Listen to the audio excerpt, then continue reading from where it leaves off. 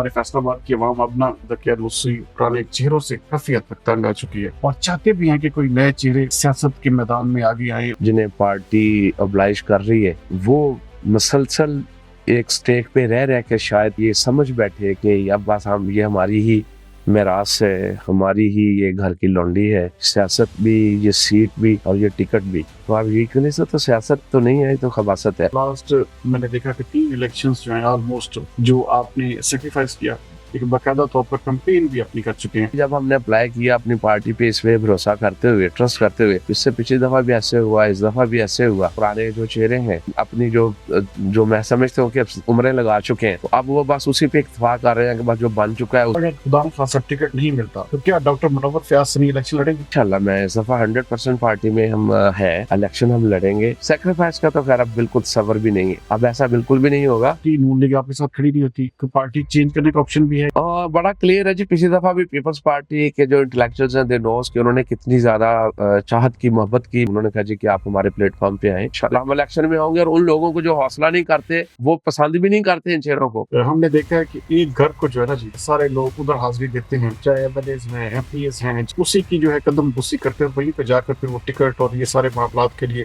तो क्या डॉक्टर मुनव्वर फयाज सनी उसी जगह पर जाएंगे? जो बड़ा घर मेरे अल्लाह का घर है, उधर ही जाता हूँ अल्लाह के फजल करम से, अल्लाह की दी हुई तौफीक से और अल्लाह के फजल करम से कि असल घर बड़ा वही है। लेकिन अनफॉर्चुनेटली हमारे आजकल के बड़े और उनकी बड़ी बड़ी सोचें, उनकी बड़ी बड़ी प्रायोरिटीज, आपको भी पता है, मुझे भी पता है, कि इस जज्बे से नहीं जाते कि वहां बैठ के बस वो कदम बोसी करते रहे कि जो मिलना है इधर से मिलना है।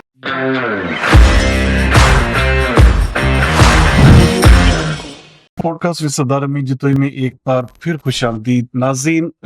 हमारे शहर में इस वक्त पाकिस्तान मुस्लिम लीग नून तकरीबन जब ये पिछला इलेक्शन गुजरा तो वाइप आउट हुई और अब लोगों की बहुत ज्यादा इस हवाले से डिमांड्स भी हैं कि कोई ना कोई जो नए चेहरे हैं वो सियासत में जरूर आने चाहिए।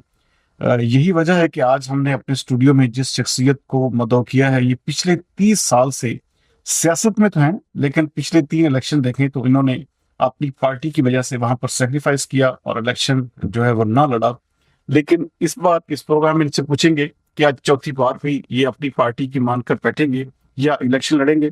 NA 103 के उम्मीदवार हैं MNA डॉक्टर मुनव्वर फयाज सनी आज हमारे साथ मौजूद है।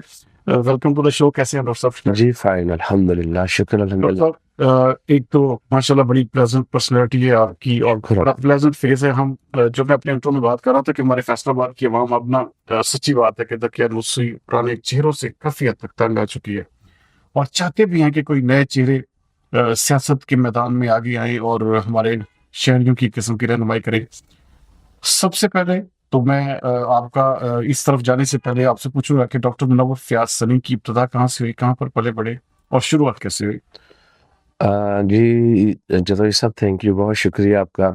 पहले तो आपका बहुत शुक्रिया कि आपने कम से कम हमें इस काबिल समझा कि भी हमसे भी बात की जा सकती है और हमसे भी कुछ पूछा जा सकता है कि हम क्या सोचते हैं। और यकीनन इसमें कोई शक नहीं कि जो आपने अभी अपने इंट्रो में कहा कि कितने अरसे से जो पुराने चेहरों को लोग इस तरह से देखते हैं, जो मसलसल जिन्हें पार्टी ऑब्लाइज कर रही है, और बट वो मसलसल एक स्टेक पे रह रह के शायद वो इस चीज़ के आदी हो चुके या ये समझ बैठे कि अब बस हम ये हमारी ही मेरास है, हमारी ही ये घर की लौंडी है, सियासत भी, ये सीट भी और ये टिकट भी। तो शायद जब बंदा ये सोच लेता है, समझ लेता है कि जब ये है ही मेरा तो फिर मैं ऐसा क्यों करूं। मैं इस सब डिटेल से आऊंगा, लेकिन पहले मैं आपसे ये जानना चाहूंगा कि डॉक्टर मुनव्वर फयाज सनी की इब्तिदा कहाँ से हुई? बेसिकली जी मेरी जो जाए पैदाइश है सरगोदा में है, 6 ब्लॉक से मैं वहाँ मेरा जो जन्म हुआ था और फिर मेरी जो इब्तदाई एजुकेशन है, जो इनिशियल एजुकेशन, वो भी सरगोदा में ही हुई। फिर कॉलेज तक मैं जो मेरा वहीं था, फिर वहीं से हमने MSF में अपनी जो पॉलिटिक्स सियासत का जो आगाज़ किया था। उससे पहले मेरे जो दादाजी थे, अल्लाह जन्नत नसीब करे, वो अपने हमारे वहाँ के जो गांव हैं उसके वो नंबरदार भी थे और चेयरमैन भी थे। जो मुख्तलिफ सलाहत कमेटियाँ थी जो जनरल ज़िया साहब ने बनाई थी और एक ज़कात व शर्त की भी होती हैं और फिर एक नंबरदारी निज़ाम भी होता है। तो इसलिए फिर मैं ये समझता हूँ कि हमारे डीएनए में पॉलिटिक्स का जो अंसर है कहीं ना कहीं वो शामिल रहा है, उसकी वजह से। 30 साल कह रहे थे, इसका मतलब है कि आप तो बड़े सालों से इस कहते हैं मैदान कारसाज में। हाँ नहीं, डेफिनेटली पहले मेरे बड़े थे, मैं मतलब प्रैक्टिकली 30 साल से मैं उसी बात को गिन रहा था कि जब से मैंने थोड़ी सी फहम फरासत वाली कुछ पोजीशन बनी तो फिर सियासत को लेकर हम निकले। फैसलाबाद में कैसे आना है? फैसलाबाद में एजुकेशन के सिलसिले में था, यहाँ मेडिकल कॉलेज में मेरी एडमिशन हुई और फिर यहाँ ही मेरी तालीम हुई और फिर यहीं मैंने अपना एक रिहैब सेंटर का आगाज़ किया। उस वक्त की बात है कि जब हम आज से 25 साल पीछे चले जाएं, तो जब ड्रग को इस तरह से लोगों को शायद जानते भी नहीं थे कि ये मंशियात क्या है और इसके फिर सिम्टम्स और इसकी अलामत क्या हो सकती हैं जो यूज़ करते हैं। उस वक़्त मेरे पास आते थे लोग, बस अल्लाह पाक ने मेरे ख़्याल में ज़हन में एक ख़्याल डाला और इस चीज़ के लिए मुझसे मेरा इंतख़ाब किया। क्योंकि अल्लाह पाक कुरान पाक में वाज़ह फ़रमाता है कि मैं जिससे चाहता हूँ दीन का काम और जिससे चाहता हूँ मख़लूक़ की फ़लाह का काम लेता हूँ। तो मेरी हमेशा से कोशिश रही है कि अल्लाह पाक हमसे ये काम लेना चाह रहा है, हमारा करना ऐसा हो जाए कि अल्लाह इसे पसंद फरमा ले। रिहैब सेंटर का एक्सपीरियंस कैसा रहा? ये मेरा जी बड़ा अच्छा एक्सपीरियंस रहा है आज से उस टाइम पे जब लोगों को इसका इतना इसकी अंडरस्टैंडिंग भी नहीं थी। तो उस वक़्त लोग अपने बच्चों को लेके आते थे, उन पे नील पड़े हुए होते थे कि वो फलाँ पीर के पास लेके गए थे, खुदा ना ख़ास्ता इसके अंदर कोई जिन है। वो जिन असल में वो ड्रग्स होती थी और फिर उन हालतों में जाके वो एग्रेसिव हो जाना, नेगेटिव हो जाना, चोरियाँ, मारना, इस तरह की हरकतें करनी। तो लोग समझते हैं इसके अंदर जिन आया और ये जिन सारा कुछ करवा रहा है। तो वो फिर ऐसे बाबों के पास ले जाते थे कि वो फिर डंडों से उसके अंदर से जिन निकालने की कोशिश करते थे। तो जब वो हमारे पास आते थे नीलो-नील होते थे, तो जिन तो ख़ैर नहीं निकलता था, तो लेकिन बहरहाल हालत माड़ी होती थी और वो आते थे और फिर उस वक़्त जब जैसे-जैसे देखा, एक बुज़ुर्ग पहली दफ़ा मेरे पास आए, उनका बच्चा था एक ही एक, तो बहुत ज़्यादा परेशान भी थे, दुखी होके कि मेरे पास है भी कुछ नहीं। तो बस वही एक टाइम था जब टर्निंग पॉइंट आया, मैंने इसको मेडिकेयर के नाम से स्टार्ट लिया था, जो ड्रग एडिक्ट है उनके लिए, बट इसे मैंने फिर एक सनी ट्रस्ट का नाम दिया और वहीं से फिर मैंने इसको एक रफ़ाही अदारा डिक्लेयर किया और फिर वहीं से मैं समझता हूँ कि ये फ़ैसला अल्लाह की तौफ़ीक से अता से हुआ था कि वो लोग जो डिज़र्विंग थे उनके साथ हमने खड़े होने का हौसला किया। अल्लाह मदद करता रहा, दोस्तों की टीम बनी साथ मिलके, तो आज तक हज़ारों लोगों को अल्लाह पाक ने मतलब ये हम हमारे हाथ से उनके लिए खिदमत का अल्लाह ने मौका दिया है जी आपने सामने। कब कदम रखा, पहला इलेक्शन लड़ने का कब फैसला किया? जी पहले मैं जिस यूनिवर्सिटी आजकल है उस वक्त गवर्नमेंट कॉलेज था सरगोदा में, उस वक्त वहाँ हमारे पहली दफ़ा जब इलेक्शन हुए थे जमात इस्लामी और एमएसएफ का, तो ये ज़्यादा दौर था। तो एमएसएफ का उसी में होते हुए वहाँ से हमने स्टार्ट लिया था। तो बस मैं समझता हूँ कि मेरी अमली सियासत उधर से शुरू हुई थी। तो उस वक़्त फिर आपको पता है बड़ी एग्रेसिव किस्म की जो पॉलिटिक्स होती है ख़ासकर यूथ में। तो बहरहाल फिर भी एग्रेसिव थी लेकिन इतनी वल्गैरिटी नहीं थी, एग्रेसिव ज़रूर थी कि हम अपने नज़रिए पे कि हम कहते थे कि हमारा जो मुस्लिम लीग का नज़रिया वो ये है, जमात इस्लामी वाले अपना बताते थे और पीपल्स पार्टी वाले उस वक़्त अपना बताते थे। तो उसमें बड़े ग्रुप्स भी बड़े स्ट्रॉन्ग होते थे, नज़रिए पे खड़े होके जान तक देने और लेने पे आ जाते थे लोग। उस वक़्त हमने लिया था अपनी सियासत का। बहरहाल फिर भी कुछ असूल थे। लेकिन अब तो खुदा ना खास्ता हमारी यूथ, हमारी प्राइम यूथ और वो अगर देखें तो आप यही करें से तो सियासत तो नहीं है, ये तो खबासत है कि हर बंदा ये समझता है कि अब शायद जितना मैं दूसरे बंदे के ऊपर कीचड़ उछालूंगा, उसकी ज़ात पे क्रिटिसाइज़ करूँगा, उसकी ज़ात को मैं गंदा करूँगा, तो उतनी ही मेरी सियासत कामयाब होगी। तो और वो किसी हद तक कामयाब भी जा रहे हैं। की वजह क्या है कि तरबियत की कमी है। एजुकेशन है, तरबियत की कमी है कि लोग समझते हैं कि शायद मैं मतलब करूँगा और लोग वाह-वाह करेंगे, लोग पसंद करते हैं, उन्हें रेट्स मिलते हैं। ख़ास तौर पे ऐसे सोशल मीडिया पे देख लें। और सब आप मुसलसल पाकिस्तान मुस्लिम लीग नून का हिस्सा रहे हैं और लास्ट मैंने देखा कि 3 इलेक्शंस जो हैं ऑलमोस्ट जो आपने सेक्रीफाइस किया, और बल्कि पिछला जो इलेक्शन है उसमें तो आप एक बाकायदा तौर पर कंपेन भी अपनी कर चुके हैं। तो बताओ, उससे पिछले में भी उससे पिछले में भी हुँ।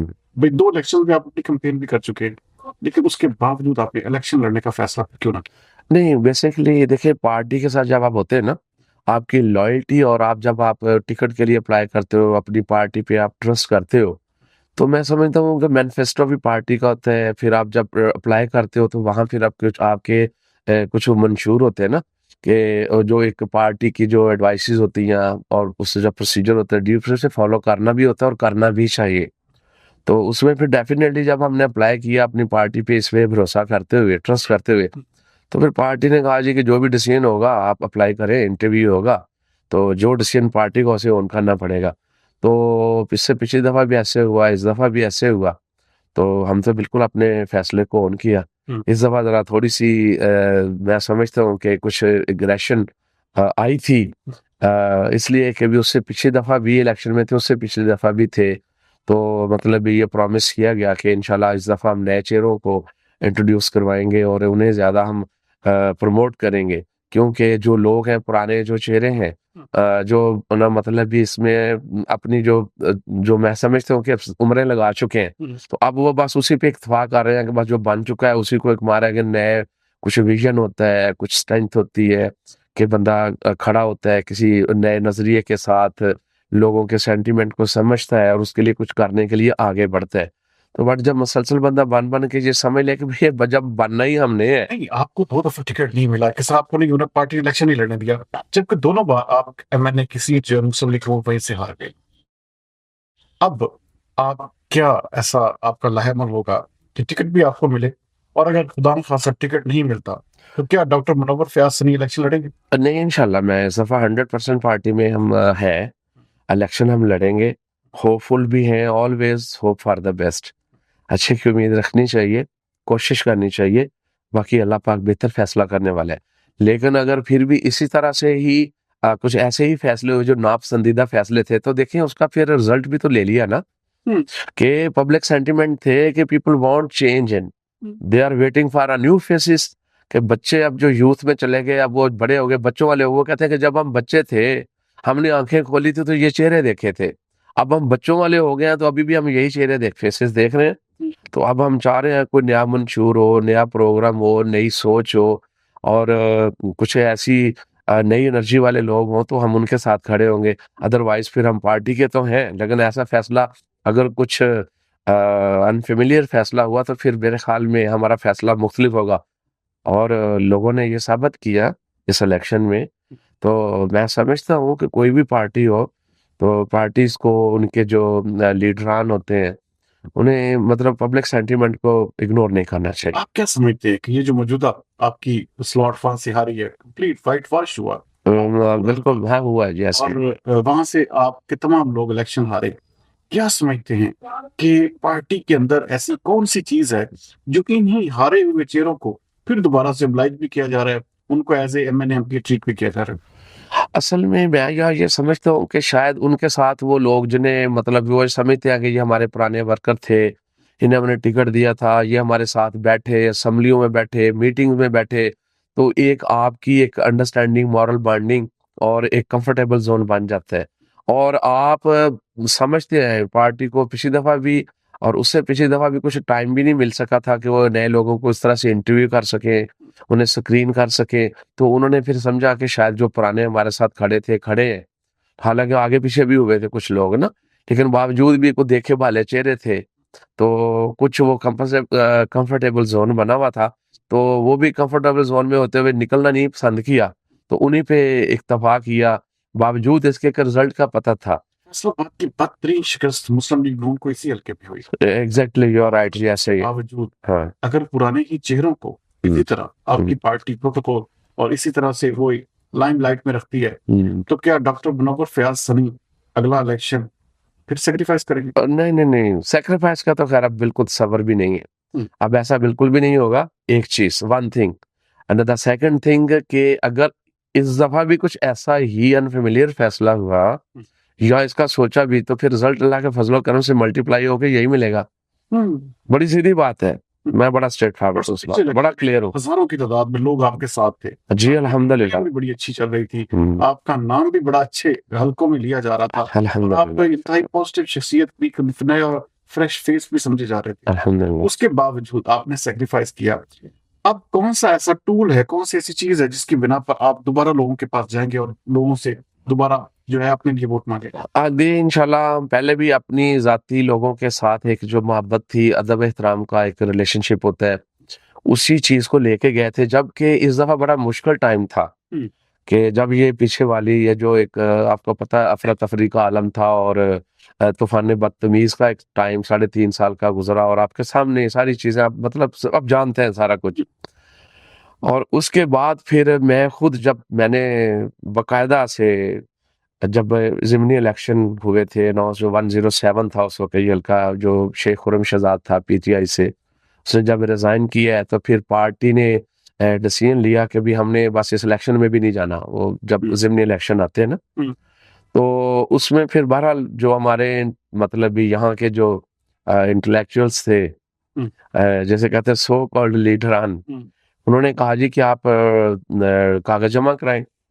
तो मैंने कहा जी पेपर तो हम जमा करा दें, लेकिन ये तो हल्का जो है शुरू से जैसे हम देखते आ रहे थे, मैं उससे पिछली दफा NA 10 110 यानी जैसे अगर पहले आप कहें जब साहबजादा फजल करीम को अल्लाह पाक अच्छा मुकाम दे, वो जब उन्होंने छोड़ा था तो उसमें NA 82 था जी। ये तो बड़े आपको पता है इलेक्शन भी हुए और फिर हल्के भी चेंज हुए। तो मैं उस हल्के में मैंने बड़ी कोशिश की, वहां मैंने बड़ी वर्किंग की, लोगों के साथ एक रिलेशनशिप बनाया। लेकिन बहरहाल पार्टी का डिसीजन था कि राणा अफजल साहब जो थे अल्लाह उनको भी उनके भी मक़फ़िरत फरमाए, तो उन्हें फिर टिकट मिल गया, जबकि वो जानते थे कि मैं शायद एमपीए के लिए भी इतना एक्स्ट्रा मौजू नहीं हूँ। मतलब कुछ ऐसी चीजें होती हैं लोगों को पता होता है हमने क्या किया और अब हमें क्या मिलेगा। तो मेरे साथ हमने मीटिंग्स भी जो लोगों के साथ गए, वो एमएनए एमपी के लिए थे, मैं एमएनए के लिए था। लेकिन फिर अनफॉर्चुनेटली हुआ ये कि पार्टी ने फिर वैसा ही फैसला किया। लेकिन बहरहाल वो एक उस टाइम बूम था पार्टी के लिए, तो वो सीट ले गए। तो बहरहाल पार्टी का फैसला था, हमने उसे ऑन किया और ठीक हो गया जी। उसके बाद फिर जब इस हल्के में हम आ गए, मैं शुरू से लियाकत टाउन में, मेरा सेटअप भी इधर ही था, मेरी पॉलिटिक्स भी और मेरा सारा कुछ था इधर ही। इन्हीं मतलब अपने जो इंटेलेक्चुअल्स है, इन्हीं के कहने पे उधर हम गए थे कि वहां कोशिश करें, वहां जगह बन रही है आफ्टर साहबजादा फजल करीम के बाद। तो फिर जाहिर मतलब जगह स्पेस मिली तो कोशिश की। फिर जब इधर आए तो मैंने कहा कि जनाब आप तो ये तो हल्का जनाब आपका है। तो शुरू से तो मतलब भी कहा ये गया कि जनाब भाई है कि आप भाई हैं, बेटे हैं, आप हुए हम हुए, कोई मसला तो नहीं है।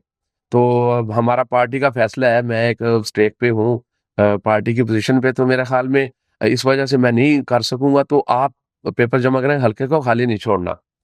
तो पेपर्स जमा करवा दिए हमने।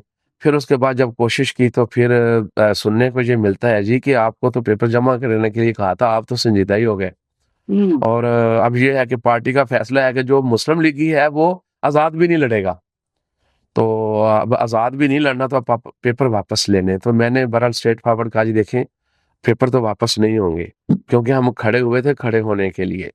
अब बैठने वाला या पीछे हटने वाला तो कोई चक्कर नहीं है। लेकिन बहरहाल चलें कोशिश करते हैं। फिर वो इलेक्शन पोस्टपोन हो गए, सुप्रीम कोर्ट का फैसला था, वो खत्म हो गए। बट वहीं से हमने कोशिश की बकायदा इस हल्के में, जिससे फिर बाद में 107 था, फिर 103 हो गया। फिर जब जनरल इलेक्शन आते हैं तो फिर डेफिनेटली एक हमने मोमेंटम बनाया हुआ था, लोगों के साथ मिले हुए थे, और फिर लोग उन चेहरों को और उन लोगों के साथ उस तरह से आगे चलना नहीं चाहते थे। अब ये लोगों की बात है, हमारी बात नहीं है, लोगों का फैसला था। तो वो भी जानते थे, आगे वाले भी जानते थे, और सबसे बड़े तो ऊपर वाला भी जानता था। लेकिन बहरहाल करना ये नीचे वालों ने था, जो निज़ाम बनाना था उस तरतीब में शायद समझ में बात नहीं आई, या समझ नहीं सके, या समझना नहीं चाहा। फिर वैसा ही फैसला किया और फिर वैसा ही रिजल्ट मिला। अगर दोबारा अगला इलेक्शन आता है, अगले इलेक्शन में से अगर जो तो सब अगर क्या क्या मतलब आएगा अगर इंशाल्लाह, नहीं यकीनन आएगा, यकीनन इलेक्शन आएगा इंशाल्लाह वक्त पे अगर आएगा। मेरा मतलब है कि अगर इन्हीं चेहरों को दोबारा फिर पार्टी सामने लेकर आती है तो क्या रिजल्ट इससे बेटर नहीं होगा? हाँ खैर इसमें अगर कहा, हाँ इसमें अगर कहा जा सकते हैं कि भी अगर इन्हीं चेहरों को, क्योंकि अब वो समझ चुके हैं कि अब मेरे ख्याल में ख्याल करें, तो इसमें थोड़ी सी अगर की गुंजाइश है। तो लेकिन अगर फिर भी ना समझे तो फिर अगर मगर वाला चक्कर को नहीं, फिर रिजल्ट इससे भी भयानक होगा, ये मैं आपको कंफर्म बता रहा हूँ, अभी से बता रहा हूँ आपको, रिजल्ट इससे भी बुरा आएगा। और फिर हम भी अगर मगर कोई नहीं, फिर हम खड़े हैं, फिर हम मतलब किसी भी हैसियत जबरदस्त तरीके से लड़ेंगे।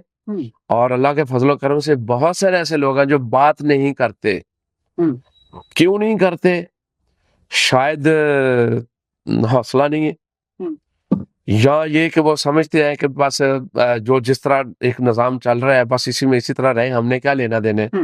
मैं समझता हूँ कि भाई इस तरह ये सोच का ज़ाविया ठीक नहीं है कि जिस तरह चल रहा है या चलने दो, हमने क्या लेना देना, वो तो वोट ही देने हैं। अरे भाई, वोट आपके ज़मीर की आवाज़ होती है।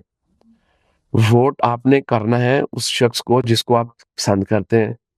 अब अगर गलत फैसला होता है तो फिर आप रिजेंटमेंट में जो आपने इस दफा की है, आप फिर कुछ ऐसा फैसला करेंगे, बाद में पछताते रहेंगे, ये हुआ क्या, आपका कोई प्रोडक्टिव काम नहीं हो रहा। आप देखें ना, जिनको एक स्टेक मिलता है, अब आप देख लें हल्के में लोग, मतलब वो शायद उस तरह से मिल भी नहीं रहे जो बन गए हैं। मैं तो बता रहा हूँ कि बदतरीन हार हम्म मुस्लिम लीग नून को, लेकिन मुस्लिम लीग नून अभी भी सीख नहीं रही। आप बड़े मैसिवली कंपेन कर रहे हैं, लोगों से अभी मिलना आपने शुरू कर दिया हुआ है। हम्म। आप इलेक्शन के हवाले से एक बिल्कुल संजीदा कैंडिडेट के तौर पर सामने आ रहे हैं। तो क्या पार्टी नून लीग आपके साथ खड़ी नहीं होती? पार्टी चेंज करने का ऑप्शन भी है या आजाद हसीयत में जाएंगे? बड़ा क्लियर है जी, पिछली दफा भी पीपल्स पार्टी के जो इंटेलेक्चुअल्स हैं, दे नोस कि उन्होंने कितनी ज्यादा चाहत की, मोहब्बत की। मैं उनका भी शुक्रिया अदा करता हूँ। उन्होंने कहा जी कि आप हमारे प्लेटफॉर्म पे आए तो हम आपको ऑन करते हैं। उसकी वजह यह है कि आप जो भी है हमें पता है, हम समझते हैं कि ऐसे लोगों को मौका मिलना चाहिए।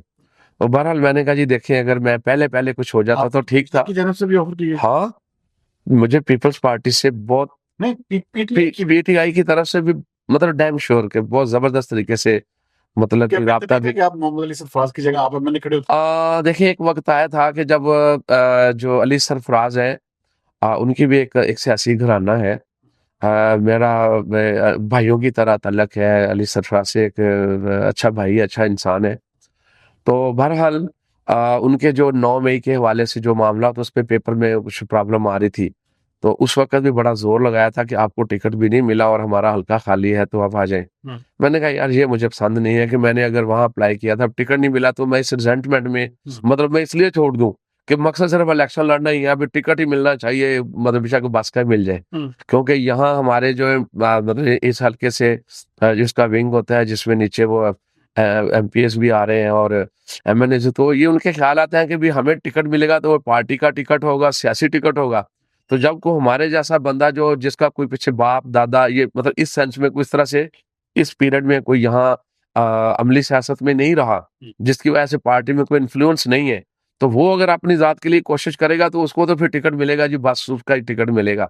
यानी कि ये इन लोगों के ख्याल आते हैं जिन्हें आपने कहा बसीदा चेहरे। फयाज सनी अगला इलेक्शन लड़ेंगे? अल्लाह के फजलो करम से जी इंशाल्लाह हम इलेक्शन में होंगे। और उन लोगों को जो हौसला नहीं करते, वो पसंद भी नहीं करते इन चेहरों को खड़े होने का, उन्हें इंशाल्लाह पूरी मोटिवेशन देके पूरा हौसला देंगे, उन्हें पूरी हिम्मत देंगे खड़ा होने के लिए कि भाई, जब भी कभी बात हो जमीर के सौदे की, डट जाओ हुसैन के इनकार की तरह। की तरह नाज़िम, कई बात है, एक छोटा सा ब्रेक लेंगे, ब्रेक के बाद दोबारा आपकी हाजिर होते हैं।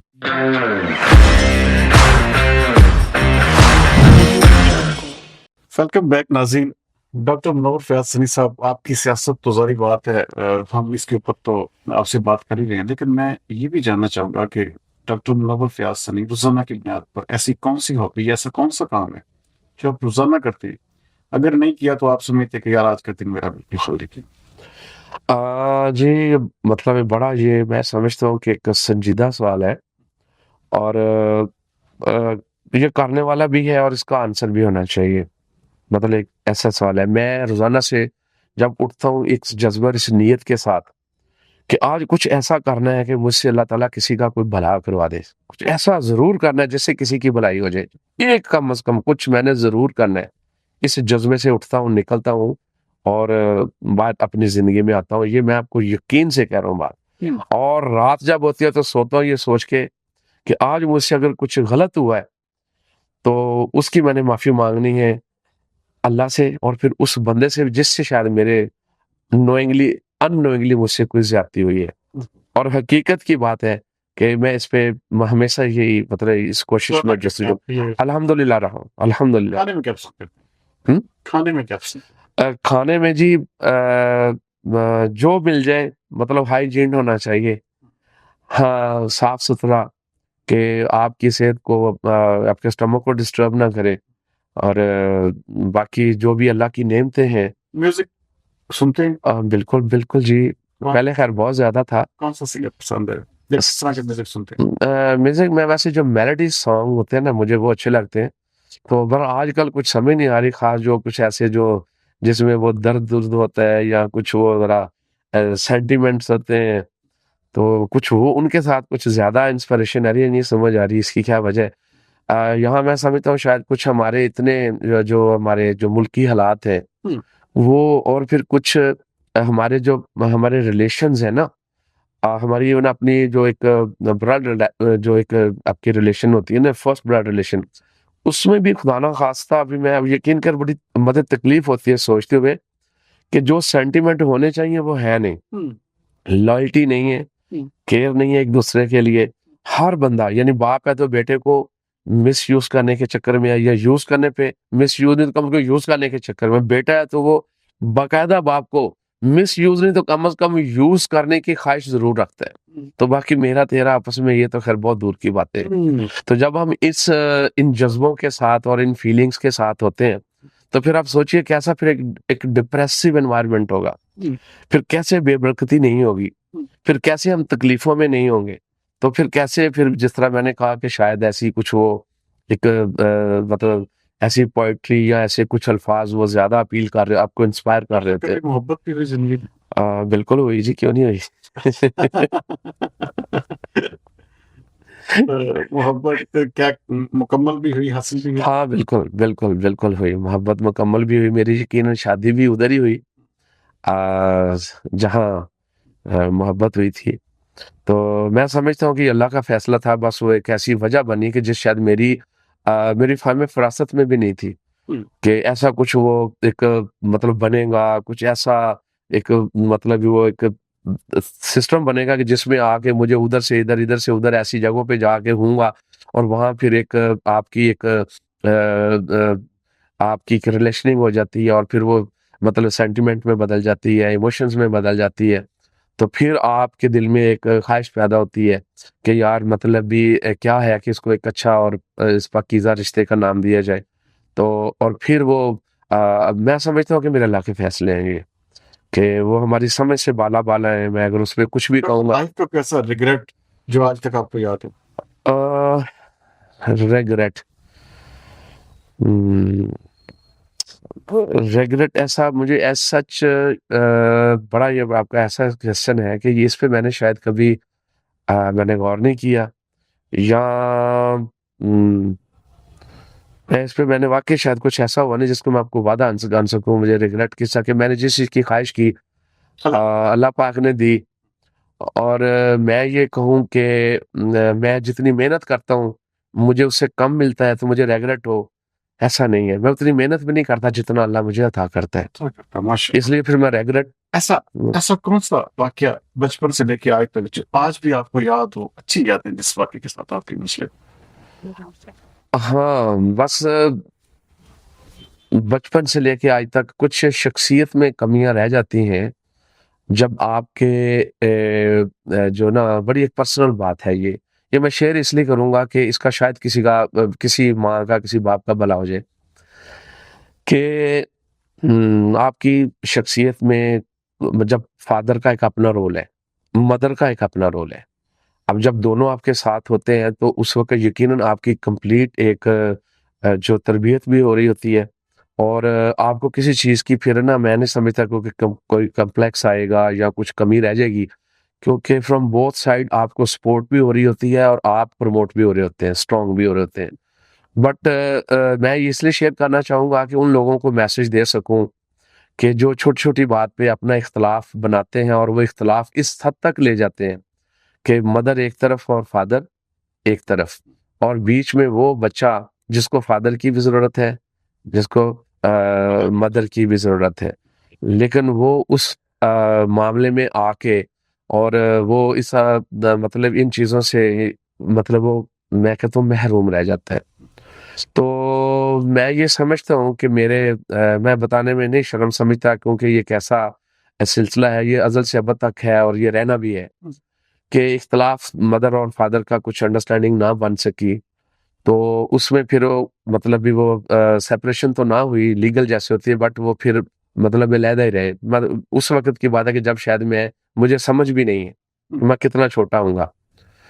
तो उसकी वजह से जो कुछ कमियाँ रह जाती है ना, वो आपकी अप टिल द टाइम कि आपकी साँसें चल रही हैं, आपका दिमाग काम कर रहा है, आपकी सेंसेस काम कर रही हैं। वो चीज़ें आपके साथ-साथ चलती हैं। तो कुछ ऐसा मैं समझता हूँ कि मेरे साथ भी हुआ। अब मैसेज मैं ये देना चाहता हूँ उन बहनों भाइयों को जो इन कैपेसिटी ऑफ वो मेरी बहन जो मदर है, इन कैपेसिटी ऑफ मेरा भाई जो फादर की कैपेसिटी में आता है कि आप इन चीज़ों को अपनी गलतफहमी को इस हद तक ना लेके जाओ कि जब आपकी औलाद हो जाती है तो फिर भाई आपको उनके लिए जीना होता है। फिर उसमें अपनी अंडरस्टैंडिंग इस तरह बनाएँ, कंफर्टेबल इस तरीके से अपना कंफर्टेबल ज़ोन बनाएँ कि आप ये सोचें कि मैं खींच के, क्योंकि ये मेरा हक है, मैं बाप हूँ तो ये मेरे पास रहेगा। माँ उस वक़्त तक रख सके जब तक वो मतलब भी अपनी कफ़ालत नहीं कर सकता और इस एज तक है माँ सँभालती रहे। फिर उसके बाद आप उसको कोर्ट तक जाएँ, उसे लेके अपनी तरफ आ जाएँ। भई उस वक़्त भी मैं ये समझता हूँ कि फिर भी वो समझदार हो जाएगा, सँभालने लग जाएगा, लेकिन माँ, माँ ही है। उसको उस वक़्त की भी माँ की ज़रूरत है। बाप, बाप ही है। जब आप कुछ समझ नहीं सकते थे, बाप की उस वक़्त भी ज़रूरत थी। तो अपनी इस गलतफ़हमियों को इस नैश तक ना लेके जाएँ कि नतीजतन आपका वो बच्चा जिसे कल आने वाले वक़्त में आपका प्राउड और प्राइड बनना था, आपकी दोनों की मेहनत से, कोशिश से और आपकी इस्लाह से, आप लोगों की तरबियत से, आप लोगों ने रोल मॉडल बनना था कि उस चीज़ को लेकर वो आगे देखे कि मेरे माँ ने मेरे बाप से कैसे ताज़ीम की और मेरे बाप ने मेरी माँ पर कैसे भरोसा किया।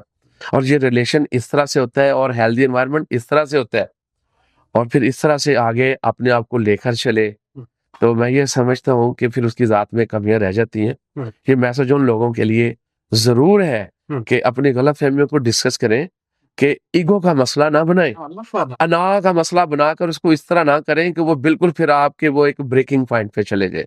तो फिर वो वाली जो रूह है जो दुनिया पे आई है ना, वो महरूम रह जाएगी। उसमें कुछ ऐसी कमियाँ रह जाएँगी जिसका फिर अज़ाला वो भी नहीं कर सकेगा और आप लोग भी नहीं कर सकेंगे। बिल्कुल, बहुत देखिए बड़ा आपने थॉरोली डिटेल से ये वाक़या और मैं उम्मीद करता हूँ कि नाज़रीन इसे समझेंगे भी और इसके ऊपर थोड़ा-सा लोग अमल भी करेंगे। थोड़ा नहीं इंशाल्लाह भरपूर करने की मैं ज़रूरत है। आऊँगा बैक टू पॉलिटिक्स। हाँ, आप जी। कि यहाँ पे फैसलाबाद में हमने देखा है कि एक घर को जो है ना जी, वो ऐसा जैसे मिसाल के तौर पे सारे लोग उधर हाज़िरी देते हैं और आपके कोई चाहे एमएलएज़ हैं, एमपीएस हैं, चाहे आपका कोई भी, तो वो देखता है कि जी एक बड़ा घर हमारा फैसलाबाद में है जी, उसी की जो है कदम-बुस्सी करते हुए वहीं पे जाकर फिर वो टिकट और ये सारे मामलात के लिए उन्हीं के जो है वो एक किस्म के मोहताज रहते हैं। तो क्या डॉक्टर मुनव्वर फ़याज़ सनी उसी डगर पर जाएँगे?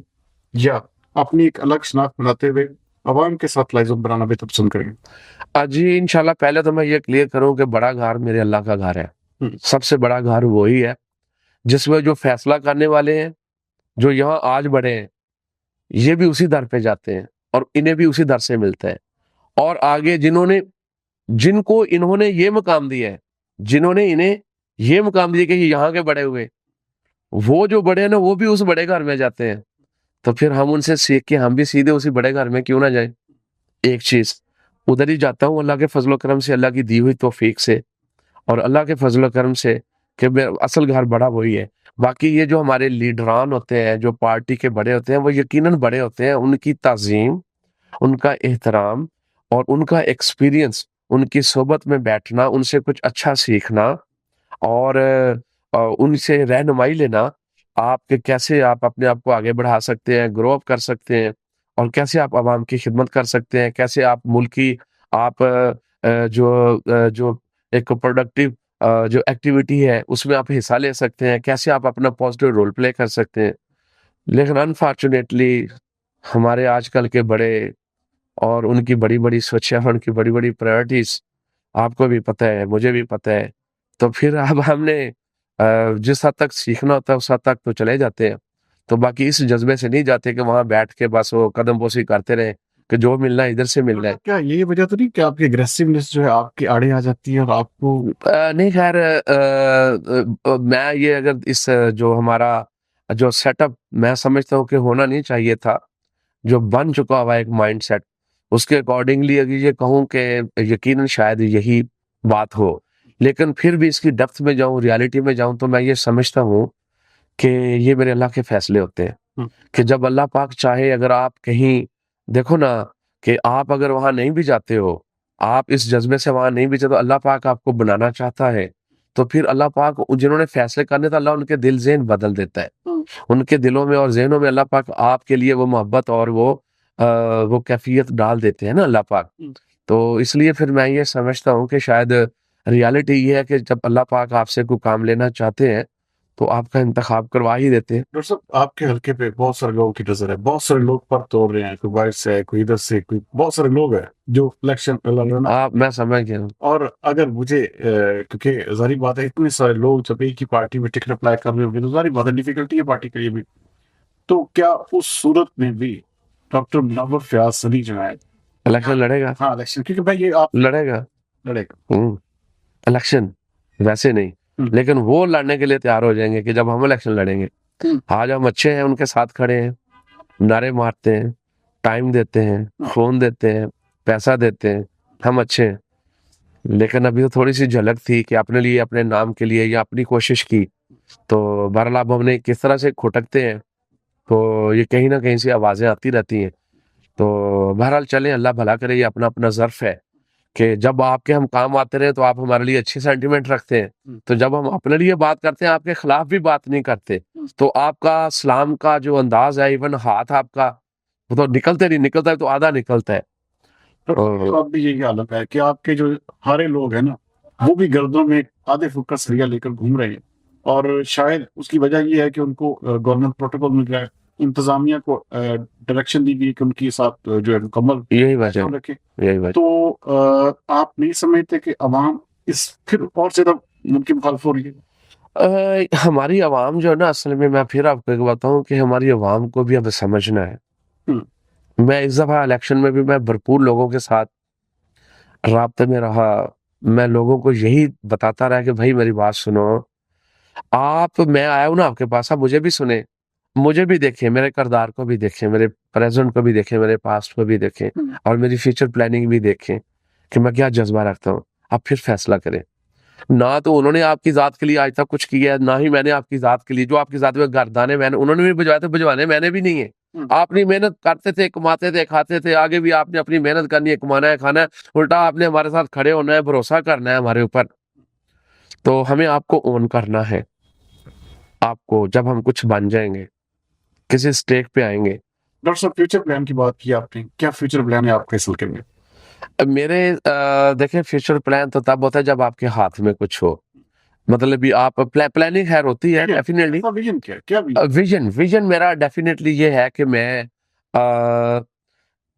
सबसे पहले तो अपने जो हल्के की जो अवाम है ना, मैं उन्हें वो मतलब यकीनन उनके साथ, अभी शऊर तो है सब में, लेकिन शायद वो कहीं ना कहीं कुछ गफलत का शिकार हो जाते हैं।